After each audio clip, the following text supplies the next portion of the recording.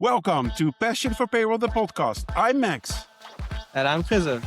and we are here for the passionate payroll pros who build trust. You deliver quietly, consistently, and usually without applause. But we are here for you. No fluff, no buzzwords, always fun. What works and what doesn't. And what you can do about it on a Monday morning. So if you are passionate about payroll, then this is your podcast.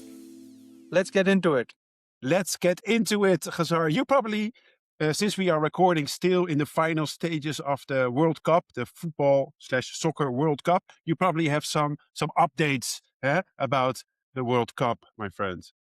Yes, we just had the first, I think, quarterfinals last evening, and I was quite disappointed with Morocco. And actually, I'm quite disappointed with the Dutch team, right? You should have been playing that quarterfinal, Max. And I think it was the same experience you guys had than what Morocco did with France. You did not play your own game against Morocco, and Morocco did the same against the French team. So ultimately, I think it's a big loss. But yeah, congratulations to all our French Yeah, yeah. supporters, and looking forward to Vive la now. France. Yep, and hopefully, let's see if Spain make it tonight. They will try to put at least some effort and some challenge to the French team, which I think eventually might win this World Cup. But my team is still there, and I'm hopeful. They had a very pretty little scare with Egypt, which is Argentina. So I'm rooting for Yeah. them, and Let's just hopefully, stop there. You know my feelings with Argentina and the history it has yeah, with the Netherlands. I think, yeah, let me not yeah, go there. I'm just very sad that the Netherlands got kicked out. But hey, we are here with the podcast. It should be about payroll. So let's maybe switch to payroll. I'm so happy you are wearing your orange vest again, Khazar, yeah. when it is a Yes, heat wave in Europe. So kudos to you again. We will get that t-shirt shipped T-shirt. to Yeah, you. I'm just waiting for the gift to arrive soon. Yeah, Yeah, wait for the doorbell to ring. Yeah. yeah, All yeah. right. No, good. So yeah, what have you been up to payroll wise, Khazar? Usual operations. I think it's the time of the year where mostly everyone tries to go on vacation. So Yeah. it's a almost a quiet little period, but a crazy time before the summer break. Everyone wants to get things done before people disappear, especially in Europe.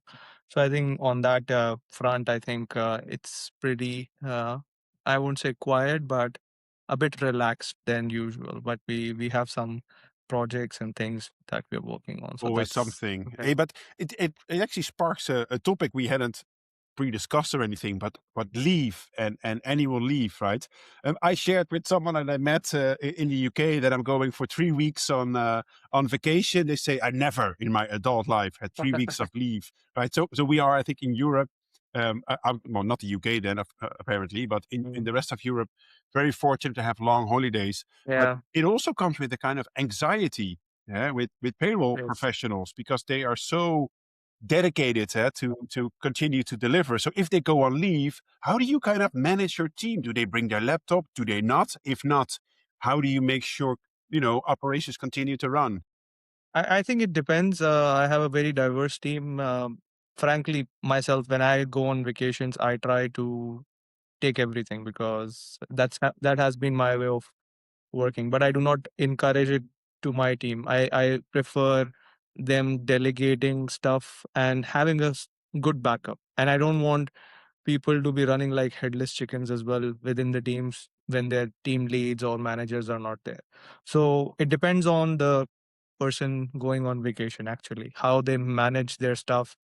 How, let's say, if you're going on a 3 week vacation, you should know what is about to come. Usually why payroll people don't go on long vacations is the payroll. The window, Uh, yeah, the cutoff. yeah, the window becomes Yeah. even smaller if you have multiple payrolls or different pay dates and different Mm. cycles. So I think it depends on how strong your backup system is, how proficient your team is. So I have a mix of team, but usually it's a pretty well defined way of Good. working within the team. So again, it's a setup that has been created by the teams themselves. So and it works. So far And you never know. Sometimes it hits the fan as well. Yeah, Then yeah, everyone needs to pull in, myself as the manager, then our directors and other colleagues yeah. as well. But So do you bring your laptop when you go on leave? I do. For Yeah. different reason. For different reasons, I'll, and I hardly use it. So, for example, if I go back to my home country, because I'm based in Budapest now, I would want to take it for other things. Maybe, have some presentation that needs to be shared, or someone is dependent on me. So, I like to be available, and frankly, I get bored after 1 week. Tell the So family. Do they listen to the podcast or not? yeah. Yeah, so that's my thing. After 1 week, I start missing, and then I have that anxiety that, Yeah, okay, yeah. if I go on a 2 week leave, I have like 2,000 emails in my inbox, Oh, and by the email. time I come back, it would be a nightmare to Yes. to get it. So I usually, after a week or so, I start clearing out things, and if something is urgent, people are can reach out to me on WhatsApp. So Yeah, as a it's interesting, and well, I say fortunately enough, but I do miss it from time to time. I don't have any operational like payroll responsibilities anymore because I do the consulting. So there's a different type of pressure. But I remember when I was a senior global payroll manager at Zoom, we were in Texel, which is one of the islands on the north of the Netherlands. It's beautiful, by the way. If you ever want to go there, it is beautiful. I will have some recommendations for you. And we had this nice house with an indoor swimming pool, and we could uh, also walk to the beach. But it was also payroll week, right? So yes, you are enjoying yourself, but you're also like, okay, is the team doing the various controls? At the time, we had like a country control worksheet that had yeah, the yeah, the input versus output, the variance, yeah, all of those checks. yeah.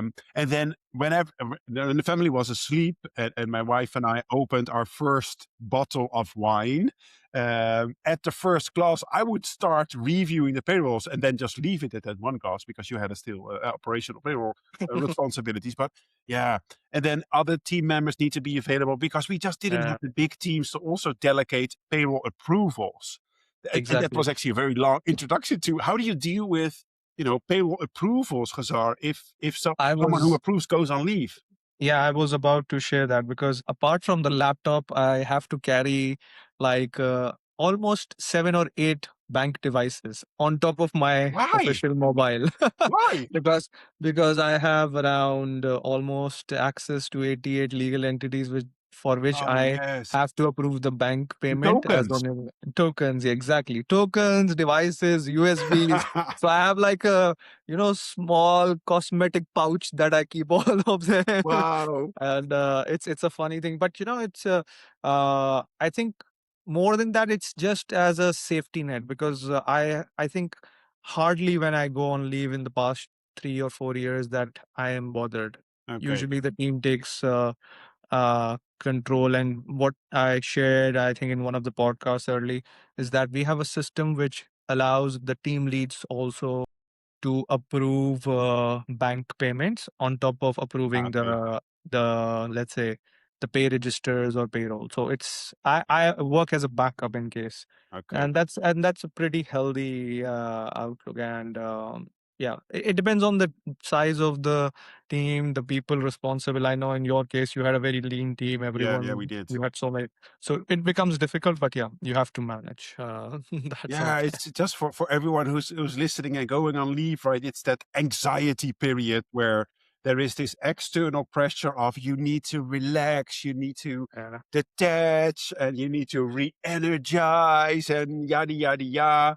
And yeah, I don't buy all of that. Like for me, exactly. if I need a vacation to re-energize, then my assumption is during the rest of the time I've done something horribly wrong, right? If And I that's need that time to end it, for me, it's just a time to actually spend, with the family and play. But I don't need to mm, be re-energized. I don't, exactly. but maybe that's just me. I don't need any Red Bull. I don't need a bit of coffee. But if you No, just balance your life in general, then you should not need, I think, a holiday to re-energize. But anyway, everyone's mm, different.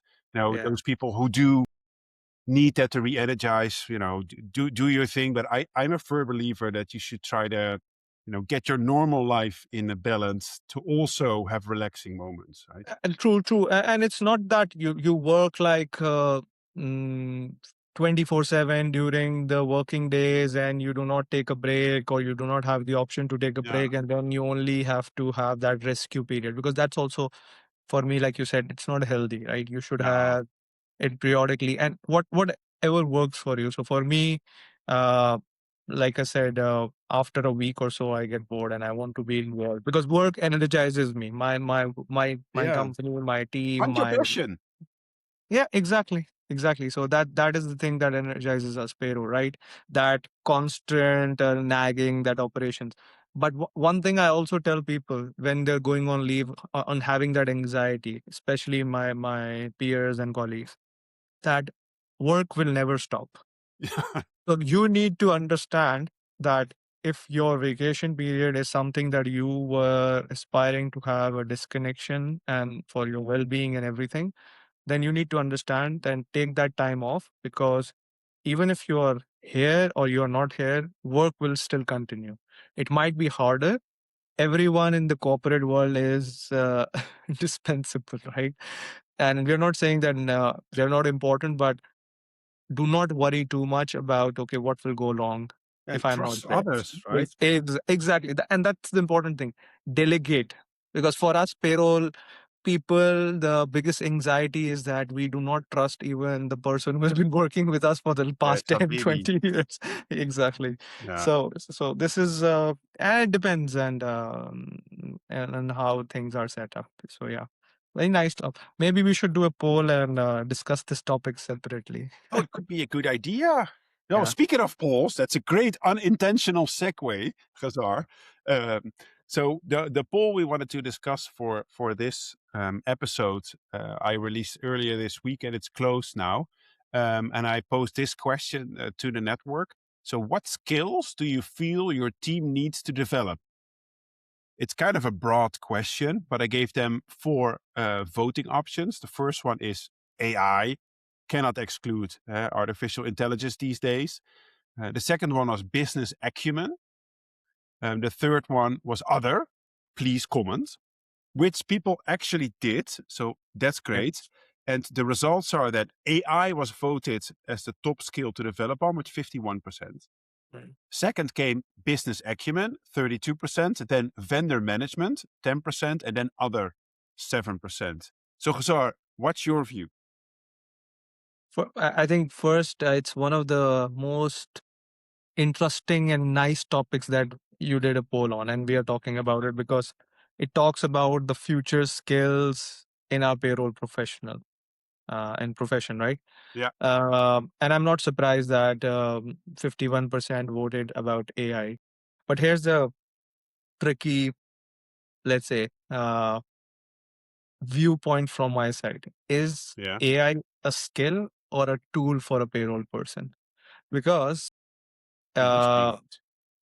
because for me, if I personally say that AI or artificial intelligence is a tool of trade or tool to enhance the skills of payroll people, there are certain skills which I would rate higher, and some of our, Hmm. let's say, listeners have contributed in the comments, which are very interesting, like critical thinking, which was not mentioned, but Yeah, a lot of them have mentioned critical thinking in various comments. yeah, For let's give me a shout out personally, to those who did. I think yes, I Rahul think Upasani and Kim Kim was there. Arsiwala and Yeah, Moksha Haak. Follow them all on LinkedIn. They also have great yeah, posts. So make sure to yeah. follow them too. And thanks for their engagement. Yeah, so critical thinking. Maybe let's zoom in to Yeah. critical thinking then, Ghazar. What does that mean to you in a payroll context? Huh? Yeah. So I think critical thinking for me is how payroll people ask the right questions. Yeah, Yeah. How do they do the analysis within their own selves, or while looking at things in different from different angles, right? Uh, let's take our previous topic about how payroll will support the business and having that seat on the table, right? So let's say your example when you said that, oh, let's have there's going to be an acquisition or expansion in a different country. The payroll people usually ask, how are people going to be paid? But the question that we should be asking is, how are we, what is the kind of setup we should have, what is the kind of strategy we are having, what is the business model going to be, how are we going to counter the legislation. So instead of asking how are we going to pay the people, those are the questions which will bring people or the business and payroll people in that context. So that's the critical thinking for me, that rather than focusing on paying people accurately only, we should have a broader vision. And this is what I encourage my team members, our listeners, or whoever, that you should have a broader view of things, not just focusing on the payroll Take side a or step back, right? yeah, take a step back, think about different layers of the organization, external environment, do your analysis, ask the right questions, because when you ask That's the it. right Yeah. questions, then you engage in that critical thinking. So Yeah. for And me, what I think that's what as it well, Khazar, is interesting because AI was voted as the number one skill you need to develop on, and I would agree with you that that's not a skill, but probably have people said you need to use AI or be like AI savvy, that type of thing. But it's a tool indeed, and I came across a great quote, and I don't know where I got it from, so I can't give kudos to the person who actually gave the quote. But hey, if it was yours, then kudos to you. It was actually that um, older people are better with using AI than younger people. I don't know specifically what older and younger means, but just for the sake of it, I'll say Gen Z would be a bit younger. And Yeah, then, us millennials would be already a little bit older. And yeah, then the Gen X and the boomers. And the argument was made that AI is a tool and it will likely, if you don't prompt it correctly, give you what you want. yeah, So there are two, I think, main skills that you need for AI. One, you need to learn how to prompt. exactly. Yeah, And if you learn how to prompt, it means you also need to know to ask the right questions. exactly. And you need to learn how to frame, like think like a lawyer, but make it friendly, all of those things that an LLM, a large language model that we now just call Mm. AI, Um, needs. But that's related to critical thinking. So actually, yeah, with okay, the experience we have similar type of experience. That's more valuable than just the AI because we are applying critical thinking based on experience. Say, well, this probably isn't right. Let me refine the question. Let me refine the prompt. And I think there's a great opportunity for younger people to learn that critical thinking part from the older people like us, maybe Khazar and those, or more experienced, let's call it friend, let's call it more experienced people like us who say, hey, how do you ask the right questions? And from the slightly younger people, we can learn how to actually use AI as a tool, right? true, So true. yeah, and I'll probably post about it in bits. But yeah, I found that so interesting to say. Yes, you're actually right. And most of the people who are afraid of that AI will replace and all of that type of thing should actually be more or less happy in general terms that AI is there because finally there's a tool where they can kind of expose their experience on. Exactly. And no, I have similar thoughts on AI, that it's a tool, like Yeah, how payroll has evolved when we did not have an Excel or spreadsheets, right? yeah, People used to use a calculator. I remember one of my mentors, or a senior member of one of our teams, used to tell me that they had sheets of paper, they could not even put a blanco, and then they had to do calculations. They were very, but at the same time, then they transitioned to spreadsheets, then they had automated systems, payroll systems. But yeah. those right questions and those right, let's say, steps in the process were always the basics that they had to follow, right? So again, coming back to the prompt part, because it's funny that we were also discussing this similar thing in one of our meetings yesterday on how we can use AI tools for better results. And one of the Yeah, things yeah. was prompting, right? And I'm myself trying to learn Claude. I'm switching from ChatGPT to Ah, you're Claude. Yeah. going French. No, Yeah. no, no, So that's not French. no, Mistral, I no, think no, no, no, no, no. it's It's not. Anthropic, right? Yeah, Yeah, it's think US so. based. Yeah, Yeah. yeah. So one of the nice posts that I got, I'll share the exact person, but they said that asking um for results based on your requirement, whether it's any AI tool, you can put a very basic prompt which says, okay, what are your assumptions? How Ah, can I improve? How can I help you to get the better results? Something similar on in front of ask every it to be vulnerable. Ask it exactly, to explain exactly. where So it. Yeah. what will be your assumptions that you are taking into your results and everything? So that would give you a better outcome of what you're looking for. So I think for me, AI is important.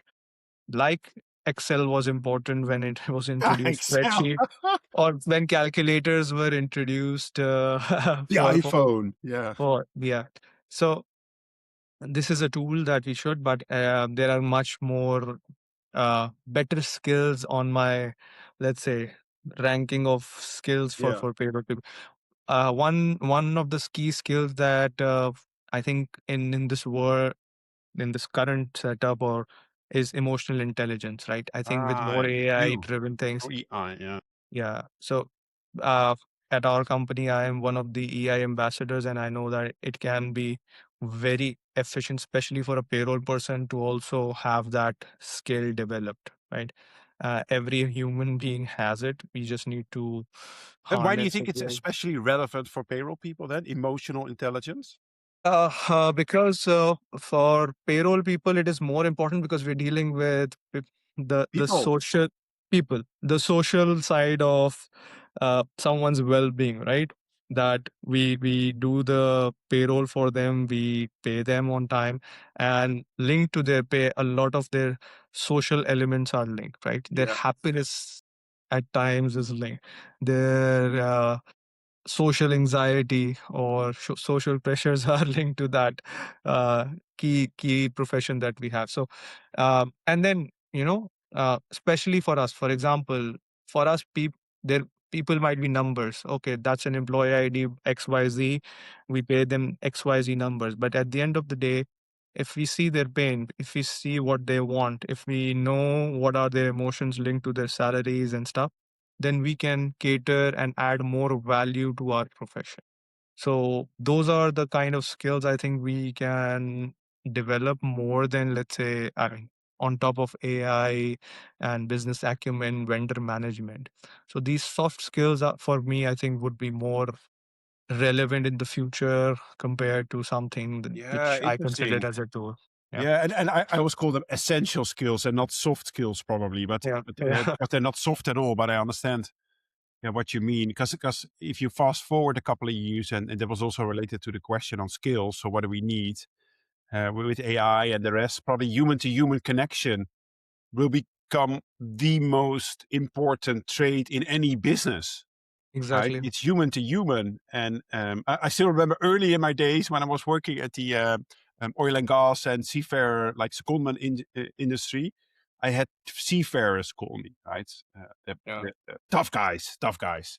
And I remember very early someone calling me, like physically, you had the phones, right? Phones on the desks. And then they rang your phone and they're like, oh no, there's a Yeah. question, there's a question. And then you pick up the phone in this open space and everybody stops to see what is he gonna do. Pick up the phone. Hello, this is Max, from the payroll department. How can I help you? And this other guy on the line with this deep voice says, hello, I am, let's call him Juan. Yeah. Do you need my employee ID? And that for me was such a profound moment because I think I was 21, 22, and I thought, okay, I should probably not ask him about his employee ID because that makes him an employee ID and Yeah. it doesn't Yeah. make him a person. Yeah. Yeah. And I paused for like, I think 3 seconds. And then this Juan guy says, "Are you still there?" I said, "Yeah, Juan. No, I know you. I don't need your employee. I know you. You're here. You're currently working on Yeah. this ship for this customer. This is the ship name. And hey, I know you have a payroll question, but how are you doing? You know, how's the Yeah. work Yeah. going?" And he was like surprised. I'm like, yeah, okay, it's fine. And the ship. And yeah, I do have a payroll question.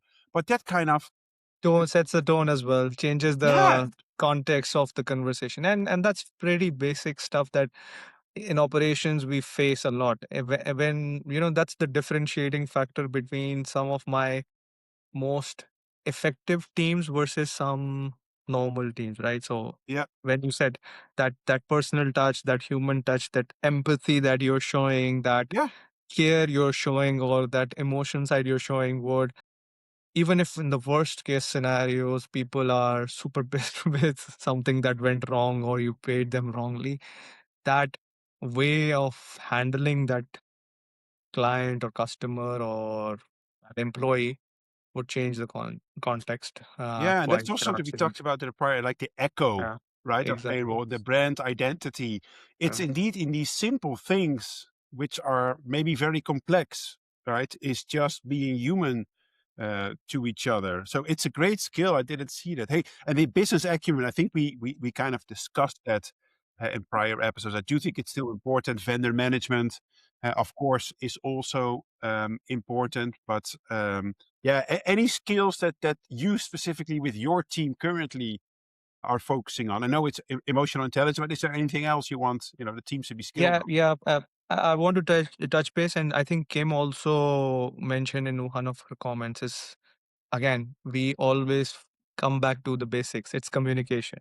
I Yeah, remember one great quote. I won't say quote. One of my teachers back in high school said that it's not, you can be a great teacher, you can have the best knowledge, but if you cannot translate that knowledge yeah, into your students, or they do not get the message, then that knowledge is, I won't say useless, but it's not effective. You have not transferred that knowledge. Even the best will falter. So communication, and especially for payroll people, I think we can safely say that, and I can safely say that majority of the payroll people I know the answers yeah. They know the to technical answer. Yeah. exactly. They know their stuff. They know 2 plus 2 is 4. But the problem comes when they have to translate that knowledge to different stakeholders, whether it's HR, whether it's government officials, whether it's the employee themselves, whether it's the vendors, whether it's the leadership. So I think communication is a key, again, skill that, although it's a very basic general skill that we are mentioning, but it is as important as any other skill that we have talked AI about. as whatever, right? Exactly. Yeah.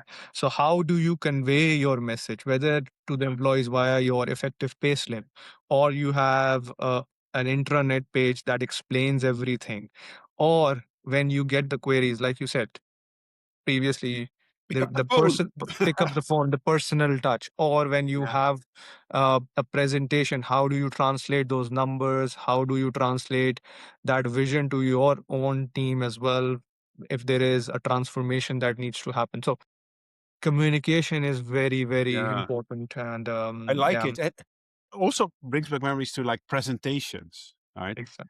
I remember when I was a senior consultant at PwC, so PricewaterhouseCooper, and we were kind of debating, should we develop a global payroll practice? And at the time, this was, yeah, geez, when was this? 2010, 11. Global payroll was still a little bit in its infancy as a, as a tool, as a function.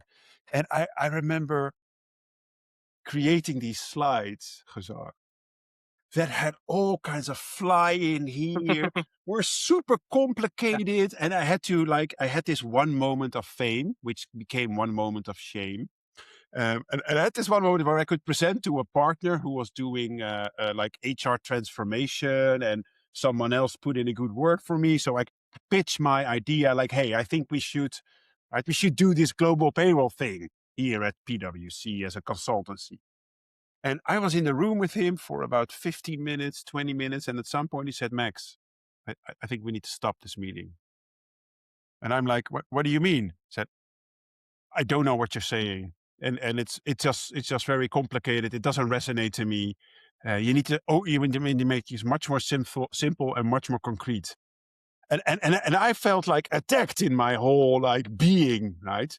And then the meeting ended, Yeah. and I had to walk of shame back to my kind of cubicle thing, and then commuted home, and I was reflecting. I'm like, oh man, this guy's right? I totally screwed this up. Like, Mm, and why do I think about this example? Is because communication and the most complex thing mm, is making something simple. yeah. Yeah. How do you convey a message? It's not about, and I write about this actually in my second book, The Resilient Professional, Mm, not about being the smartest person in the room, but being yeah. the person who conveys a message that's understood by Exactly. others, which doesn't mean you Exactly. need to be, oh, look at me with all my Yeah. intelligence Yeah. and knowledge. No, Yeah. it's about the other person learning. It's not about you showcasing how freaking important you are Or how much you know. or how But much. I think you have come a long way, because I can personally vouch. I see one of the best slides from a payroll person or presentations done by Max and his passion for payroll. I no, I really Too enjoyed, and I kind. saw the audience, 15, 14 different people, at least when we were in Barcelona. Yeah. They got the message, and there were a wide range of people, from vendors to people starting their careers to some senior. So I I think got better at it. you have got better, and that's one of the last, I think, maybe skills that we have not spoken about, but I think it's important for payroll people to be adaptable. And this Uh, also resonates to what you just said, that when we are, because payroll, like I said, keeps changing, right? In the last decade, we had from on-prem to cloud SaaS. to AI to SaaS, spreadsheets replaced by payroll systems. Now payroll systems have moved from to AI tools, Yeah. globalization, remote work after COVID, all of those things. If payroll people want to thrive, I think adaptability is a key skill for everyone, including, I think, for example, for me, I think I part of my success has been that I think I have adapted across my different roles, whether it's even moving countries or getting a piece of the culture in different place. So I think adaptability is very important as well, and for a payroll person. Good. But yeah, I like it. Hazard. this topic doesn't end, right? We It's can do another 2 hours on this one. Yeah, and we're gonna do that. So stay tuned for the next 2.5 hours. No, no, no. So I think what we discussed is, to kind of summarize it, like AI is not a skill; it's a tool. To apply AI, you need critical thinking, and that was contributed by the people who commented as well. So kudos to them. And you don't need to be young to understand AI. It actually Mm, supports you in mm, the right prompting. A business acumen, like an essential skill. Vendor management, of course, you need that.